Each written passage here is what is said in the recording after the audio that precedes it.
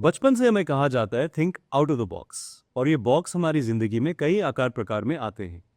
आज देखते हैं कि अगर ये बॉक्स एक अंडा हो और सवाल ये हो कि ये अंडा वेजिटेरियन है या नहीं, तो इसमें हम out of the box thinking कैसे कर सकते हैं। कोई कहता है इसमें जान है, कोई कहता है नहीं, कोई कहता है ये फर्टिलाइज्ड है, कोई कहता है नहीं।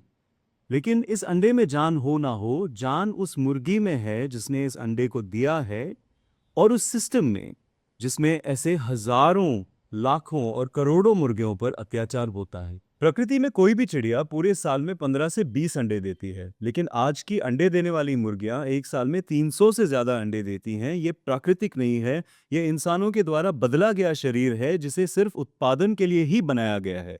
इनके रिप्रोडक्टिव सिस्टम को यानी प्रजनन तंत्र को इतनी तेजी से काम करने के लिए मजबूर किया जाता है कि एक पूरी जिंदगी सिर्फ अंडे देने में ही सिमट जाती है। एक फीमेल शरीर को इस हद तक ढकेलना एक अत्यधिक अत्याचार है। हर अंडा देने में मुर्गी के शरीर से कैल्शियम निकलता है हर रोज। ये लगातार कैल्शियम लॉस उनकी हड्डियों को इतना कमजोर कर देता है कि उन्हें चलने में भी दर्द होता है। इसका नतीजा होता है ऑस्टियोपोरोसिस, टूटी हड्डियां और कभी कभी मौत।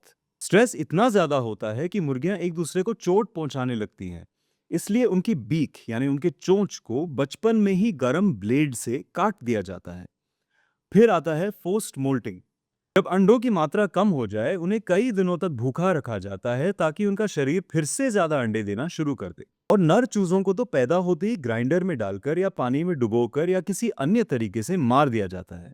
हर साल करोड़ों मेल चिक्स को जिंदा ही कुचल दिया जाता है और उन्हें अपनी ही माओं को या फिर मछलियों को खिला दिया जाता है। और जब एक मुर्गी अंडा देना बंद कर दे, उसका भी काम खत्म। फिर होती है कलिंग, यानी उन्हें भी बेरहमी से जिंदा दफना दिया जाता है या फिर फोम से दम घोट दिया जाता है। एक मुर्गी प्राकृतिक रूप से मिट्टी में नहाती है, चारा चुगती है, घोंसला बनाती है, पर अंडा उत्पादन में ये सब कुछ उससे छीन लिया जाता है। वो जमीन को महसूस तक नहीं कर सकती, अपना पंख भी नहीं फैला सकती।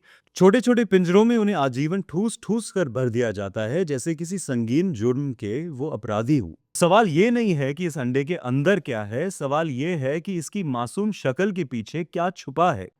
लोग एक वेजिटेरियन डाइट इसलिए चुनते हैं क्योंकि वो पशु क्रूरता और जीव हत्या में भाग नहीं लेना चाहते।